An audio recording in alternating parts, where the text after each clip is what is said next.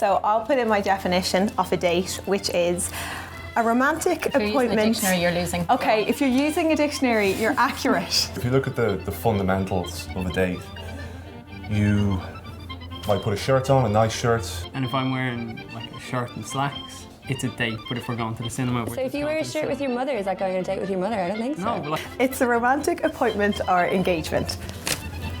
So people in relationships can have romantic appointments or engagements. I'm not saying people in relationships can't have nice nights together. Okay. They just need a new word for them. But to call them a date, I think it has to have some kind of element of the unknown. After a certain amount of time, you still go out with each other, but calling it a date feels really like artificial and forced, like you're obligated to go. Do you say to your wife, like, oh, let's go spend some time set aside with each other later on? No, you don't. You say, let's go on a date. Going on a a date date. is a whole different thing. You have to get to know somebody. You have to see them in a setting for the first time. That is not Like, so you're what only the going- definition was. We went through the definition there at the beginning. It did not say getting to know somebody. It did not say seeing someone for the first time. That was not included in the definition. You've got the commitment, the security, the love.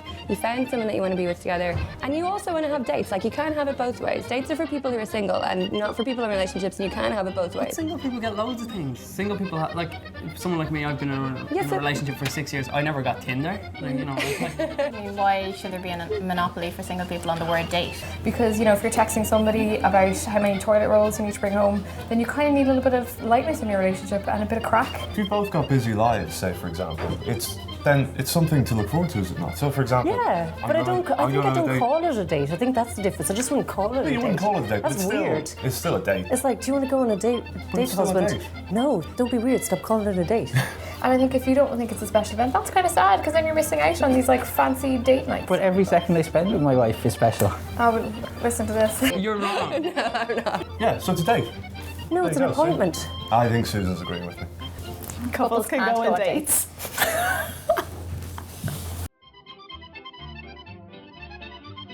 I feel like I don't love my Live and let husband. live. Honey, I love you. Mwah, mwah, mwah, mwah. Okay,